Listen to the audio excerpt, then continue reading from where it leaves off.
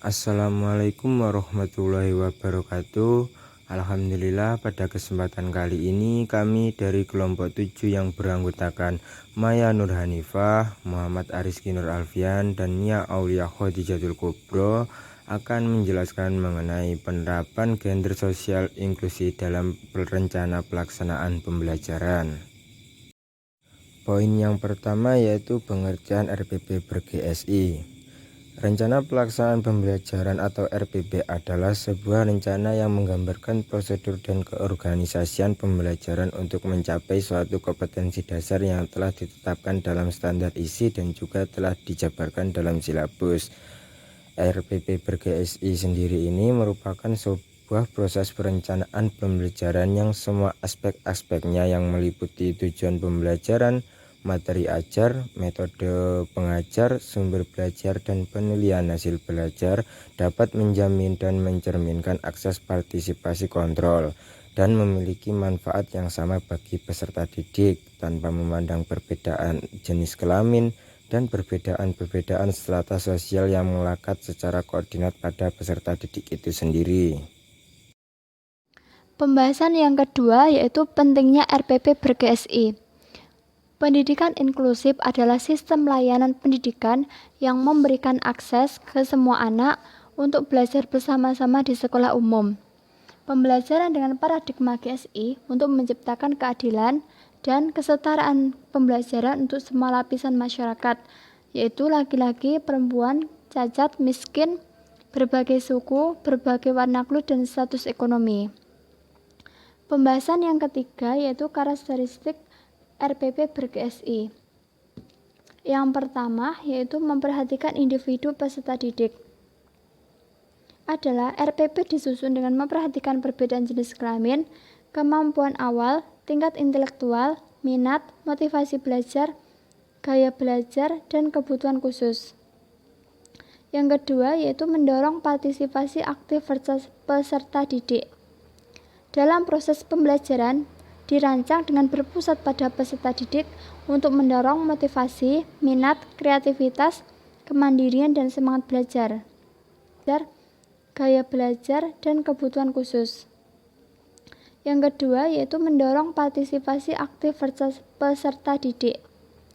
Dalam proses pembelajaran, dirancang dengan berpusat pada peserta didik untuk mendorong motivasi, minat, kreativitas, kemandirian, dan semangat belajar.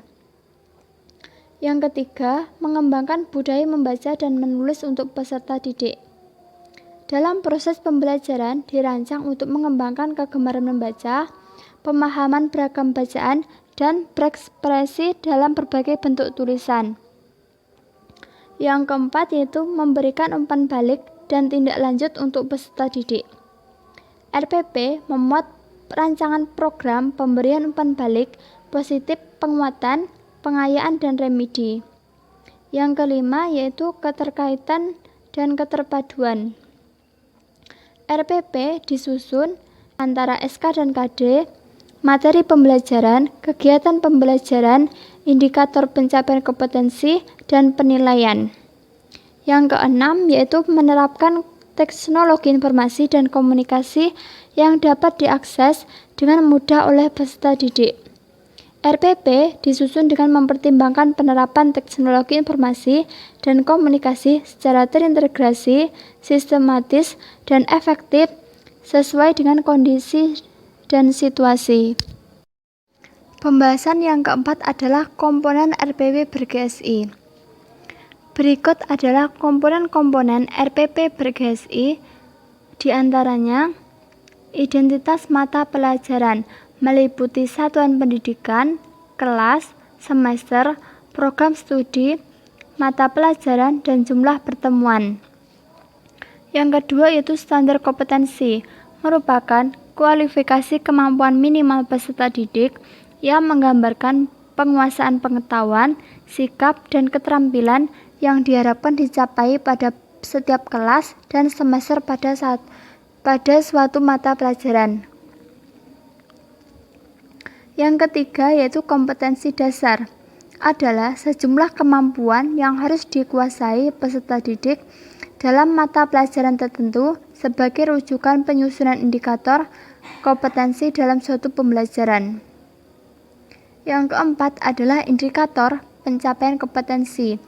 Adalah perilaku yang dapat diukur atau diobservasikan untuk menunjukkan capaian kompetensi dasar tertentu yang menjadi acuan penilaian mata pelajaran. Yang kelima yaitu tujuan pembelajaran. Menggambarkan proses dan hasil belajar yang diharapkan dicapai oleh peserta didik sesuai dengan kompetensi dasar. Yang keenam, materi belajar.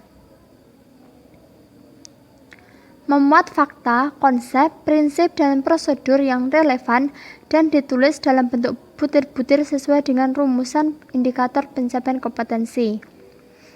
Yang keenam, yang ketujuh yaitu alokasi waktu. Ditentukan sesuai dengan keperluan untuk pencapaian KD dan beban belajar. Yang kedelapan yaitu metode pembelajaran. Digunakan oleh guru untuk mewujudkan suasana belajar dan proses pembelajaran agar peserta didik mencapai kompetensi dasar atau seperangkat indikator yang telah ditetapkan. Yang kesembilan yaitu kegiatan pembelajaran. Meliputi kegiatan pendahuluan, inti, dan penutup.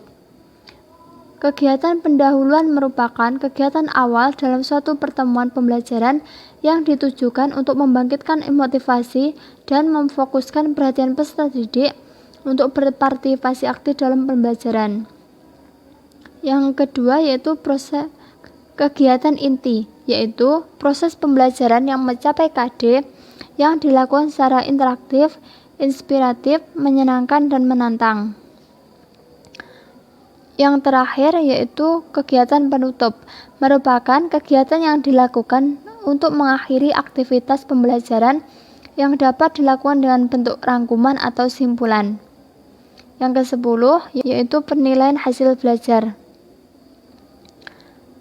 Merupakan prosedur dan instrumen penilaian proses dan hasil belajar disesuaikan dengan indikator pencapaian kompetensi dan mengacu kepada standar penilaian yang ber-GSI. Yang 11 yaitu sumber belajar. Merupakan penentuan sumber belajar didasarkan pada standar kompetensi dan kompetensi dasar, serta materi ajar, kegiatan pembelajaran, dan indikator pencapaian kompetensi. Yang selanjutnya yaitu langkah-langkah penyusunan RPP ber-GSI. Yang pertama yaitu mencantumkan identitas yang meliputi nama sekolah, mata pelajaran, kelas, semester, standar kompetensi, kompetensi data, dasar, indikator, dan alokasi waktu. Yang kedua yaitu merumuskan tujuan pembelajaran. 3. Menentukan materi pembelajaran. 4. Menentukan kegiatan pembelajaran. 5. Menetapkan kegiatan pembelajaran. Yang diantaranya yaitu pendahuluan, kegiatan inti, memilih sumber belajar, dan menentukan penilaian. Terima kasih telah mendengarkan presentasi dari kelompok kami. Mohon maaf jika ada kurang dan lebihnya. Wallahul muwaffiq ila aqwamit thoriq. Wassalamualaikum warahmatullahi wabarakatuh.